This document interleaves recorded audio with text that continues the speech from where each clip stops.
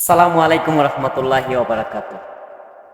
এই পৃথিবীদের মধ্যে নিষ্ঠুর একটি অঙ্ক আছে, যে অঙ্কর নাম হলো জীবন।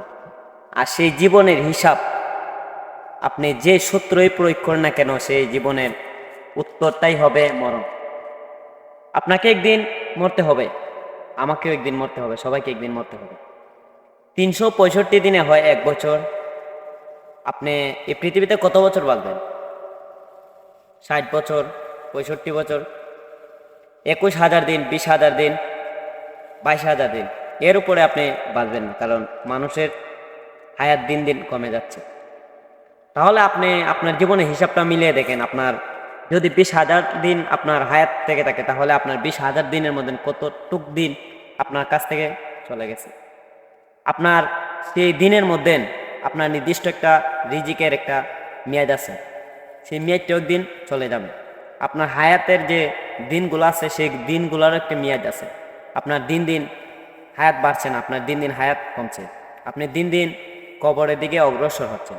কিন্তু আপনি আপনার জীবনটাকে আপনি সাজিয়ে নেন, আপনার অঙ্কটাকে আপনি গুছিয়ে নেন, যেন আপনার লাস্ট ফলাফল হয় জান্নাত। কারণ এই পৃথিবীতে মধ্যে খাও থাকবে না। হয়তো আমরা পূর্বজন্মে আমাদের বাবা ছিল, দাদা ছিল, দাদার দাদা ছিল, আসলে ওরা নাই আজকে এই পৃথিবীর মধ্যে।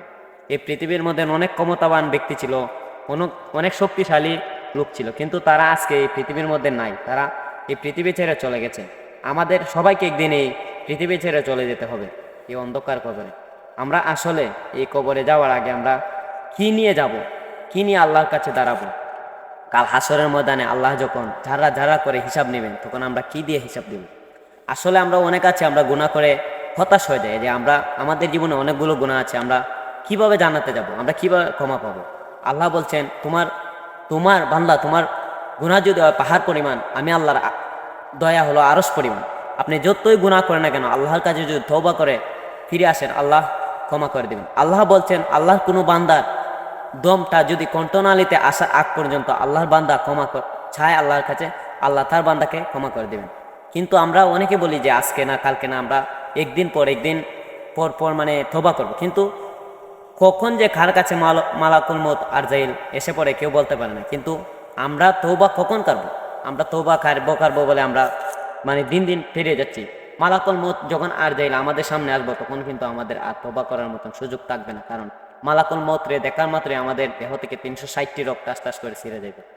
এই দেহের সমস্ত জোড়াগুলা ছুটে যাব মালাকুল মউত রে দেখার সাথে সাথে। তাহলে আপনি ভেবে নেন আপনি কখন তওবা করবেন, কারণ আপনার মরণ যে কখন আসবে বলে আসবে না। কুল্লু নাফসিন জাইকাতুল মাউত, প্রত্যেক প্রাণী মরণশীল। কিন্তু আল্লাহর কাছে সব কিছু হিসাব দিতে হবে।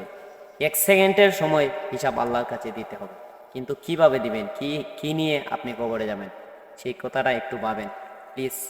আল্লাহর রাস্তায় ফিরে আসেন, তওবা করেন, নামাজ পড়েন, রোজা রাখেন। আসলে ইসলাম অনেক একটি শান্তির ধর্ম। ইসলাম মানে হলো আত্মসমর্পণ করা। আপনি আল্লাহর কাছে আত্মসমর্পণ করেন, আল্লাহ তোমাকে ক্ষমা করে দেবেন ইনশাআল্লাহ।